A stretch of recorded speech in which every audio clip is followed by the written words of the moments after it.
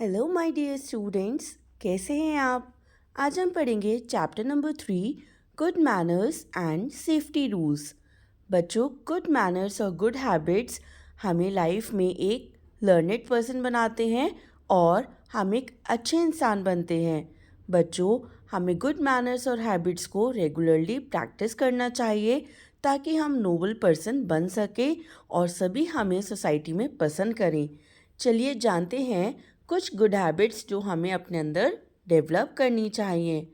Number 1, हमें timely bed पे सोने चले जाना चाहिए और टाइमली ही मॉर्निंग में सुबह उठना चाहिए। नंबर 2, हमें अपने सराउंडिंग्स को नीट एंड क्लीन रखना चाहिए। हमें गार्बेज को इधर उधर नहीं फेंकना चाहिए। नंबर 3, जब भी हम अपने एल्डर से मिलें तो हमें अपने एल्डर्स को ग्रीट करना चाहिए। नंबर 4, बच्चों, हमें दिन में 2 बार अपने टीथ को अच्छे से ब्रश करना चाहिए। सबसे पहले हमें मॉर्निंग में और दूसरी बार हमें सोने रात जाने से पहले। जब हम रात को सोने जाते हैं तो उससे पहले हमें ब्रश करके सोना चाहिए। नंबर 5, हमें रेगुलरली नहाना चाहिए और हमें हमेशा नीट एंड क्लीन और आयरन क्लोथ्स को ही पहनना चाहिए। चलिए अब जानते हैं कुछ गुड मैनर्स। नंबर 1, हमें हमेशा थैंक यू बोलना चाहिए जब भी हमें किसी से कोई गिफ्ट मिले या कोई हेल्प अगर हमें मिले, या अगर कोई हमें अप्रिशिएट भी करता है हमारे किसी गुड वर्क के लिए तो हमें इन रिटर्न थैंक यू बोलना चाहिए।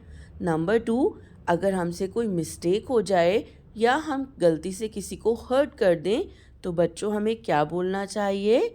Yes, we should always say sorry. Number 3, जब भी हमें किसी की कोई हेल्प चाहिए तो हमें क्या बोलना चाहिए? प्लीज़। या अगर हम किसी से कुछ भी मांगते हैं तो हमें हमेशा प्लीज़ बोलना चाहिए। नंबर 4, बच्चों, अगर हमें छींक आ जाए तो हमें बोलना चाहिए एक्सक्यूज़ मी या फिर सॉरी। और हमेशा छींकते हुए या कॉफिंग करते हुए हमें अपनी नोज़ और माउथ को एक क्लीन हैंकरचीफ या टिश्यू पेपर से कवर करना चाहिए। नंबर 5, जब भी कोई हमें थैंक यू बोलता है तो हमें उसके रिटर्न में बोलना चाहिए वेलकम। नंबर 6 गुड मैनर्स है कि जब भी हम किसी को मिलते हैं तो हमें good morning, good afternoon, good evening या गुड नाइट से उन्हें ग्रीट करना चाहिए। नंबर 7, हमें अपना काम हमेशा टाइमली करना चाहिए।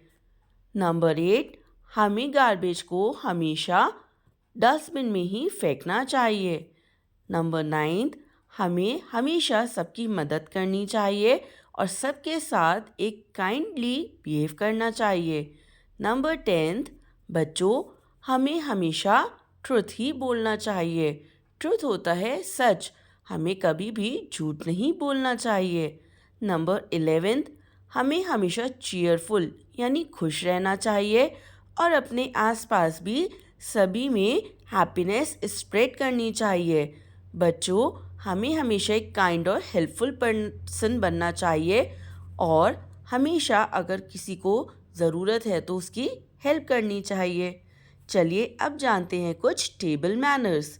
बच्चों, टेबल मैनर्स क्या होते हैं? ये वो मैनर्स होते हैं जो हम फॉलो करते हैं जब हम सबके साथ खाना खाते हैं। चलिए जानते हैं टेबल मैनर्स को। नंबर 1, बच्चों, हमें खाते हुए कभी भी नहीं बोलना चाहिए। नंबर 2, जब हम खाना खाते हैं तो हमें अपने फिंगर्स को लिक नहीं करना चाहिए। नंबर 3, बच्चों, हमें कभी भी खाने को अपने क्लोथ्स पर नहीं गिराना चाहिए और हमें बहुत केयरफुली खाना खाना चाहिए। नंबर 4, बच्चों, हमेशा स्मॉल बाइट्स ही हमें खानी चाहिए और जो भी बाइट हम खाते हैं हमें उसे स्वलो यानी सटकने से पहले प्रॉपरली च्यू करना चाहिए। नंबर 5, हमें खाना खाते हुए कभी भी आवाज़ नहीं करनी चाहिए। नंबर 6, बच्चों, हमें अपनी प्लेट में उतना ही खाना लेना चाहिए जितना हम फिनिश कर सकें। हमें प्लेट को ओवरलोड नहीं करना चाहिए, इससे हम फूड को वेस्ट करेंगे और ये एक बैड हैबिट बनेगी। नंबर 7, बच्चों, अगर हमारे प्लेट में खाना बच जाएगा तो ये हमारे लिए बैड मैनर्स का पार्ट होगा, तो हमें कभी भी फूड को नहीं छोड़ना चाहिए। नंबर 8, बच्चों, जब हम सबके साथ खाना खाते हैं तो अगर हमारा खाना पहले फिनिश हो जाता है तो हमें टेबल को नहीं लीव करना चाहिए जब तक सब खा रहे होते हैं। जब सब फिनिश कर लेते हैं हमें उसके बाद ही अपनी टेबल को लीव करके जाना चाहिए। नंबर 9, बच्चों, हमेशा हमें हेल्प करनी चाहिए टेबल पर मील लगाने के लिए। चलिए अब जानते हैं कुछ सेफ्टी रूल्स। बच्चों, सेफ्टी रूल्स हमारी लाइफ में बहुत इम्पॉर्टेंट होते हैं। ये हमें सेफ रखने में हेल्प करते हैं और इसकी हेल्प से हम एक्सीडेंट्स को अवॉइड कर सकते हैं। तो इसलिए हमें सेफ्टी रूल्स को ज़रूर हर समय और हर जगह फॉलो करना चाहिए।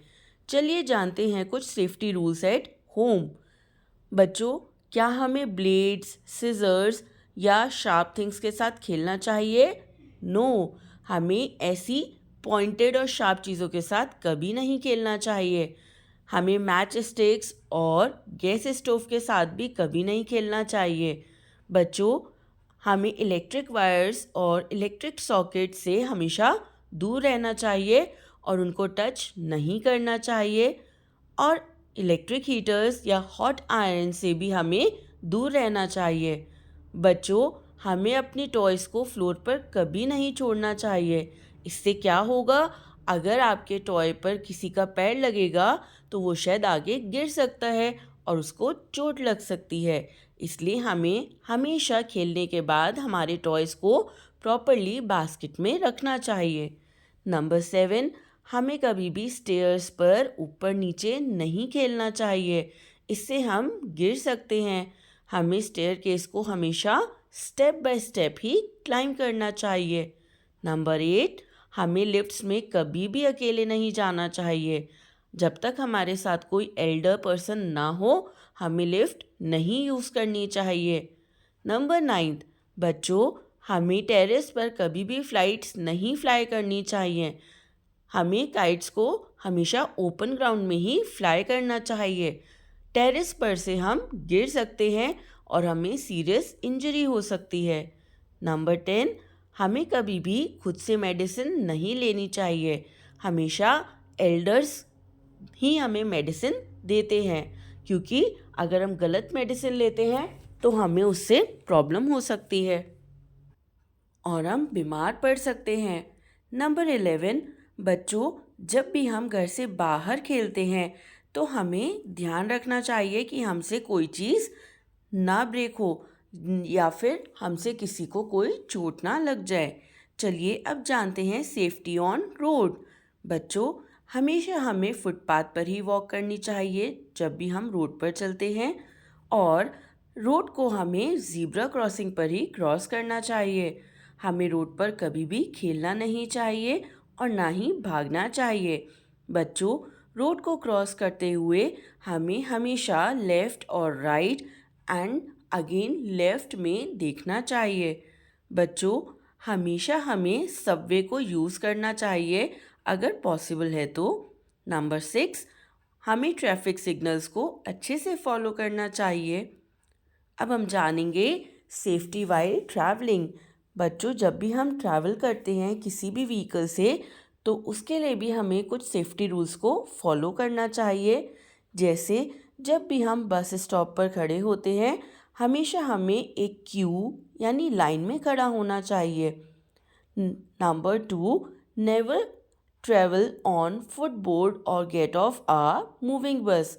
हमें कभी भी फुटबोर्ड पर नहीं खड़ा होना चाहिए या फिर मूविंग बस से एकदम से नहीं उतरना चाहिए। नंबर 3, बच्चों, हमें अपने हेड, हैंड्स या फिर अपने कोई भी बॉडी पार्ट को मूविंग व्हीकल से बाहर नहीं निकालना चाहिए। इससे एक्सीडेंटली हमारे बॉडी पार्ट में इंजरी हो सकती है। नंबर 4, बच्चों, हमें कभी भी ड्राइवर को डिस्टर्ब नहीं करना चाहिए। नंबर 5, जब भी हम कार में ट्रेवल करते हैं तो हमें हमारी सीट बेल्ट को रेगुलरली वियर करना चाहिए। सेफ्टी वाइल स्विमिंग, बच्चों जब भी हम स्विमिंग करते हैं तो हमें हमेशा एल्डर के साथ ही स्विमिंग करनी चाहिए या फिर किसी ट्रेनर के साथ। हमें अकेले स्विमिंग नहीं करनी चाहिए। अगर हम अकेले स्विमिंग करने जाते हैं तो इससे हम पानी में डूब भी सकते हैं। नंबर 2, हमेशा स्विमिंग करते हुए हमें स्विमिंग ट्यूब को पहनना चाहिए। स्विमिंग ट्यूब से हम सेफ रहते हैं।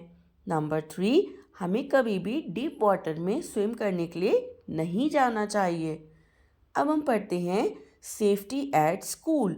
बच्चों हमें कभी भी अपने फ्रेंड्स या स्कूल में किसी भी बच्चे के साथ फाइट नहीं करनी चाहिए और ना ही एक दूसरे को धक्का देना चाहिए।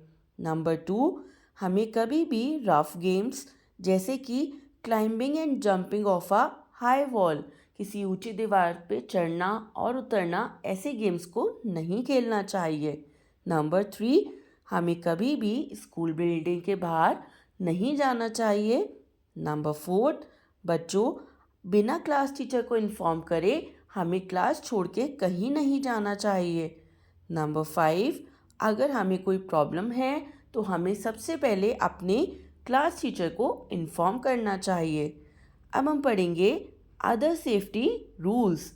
बच्चों हमें कभी भी किसी स्ट्रेंजर से ईटेबल्स जैसे कि चॉकलेट्स, चिप्स एंड टॉफ़ीज़ नहीं लेनी चाहिए। नंबर 2, बच्चों हमें कभी भी अपने पेरेंट्स को बिना इन्फॉर्म करे घर के बाहर नहीं जाना चाहिए।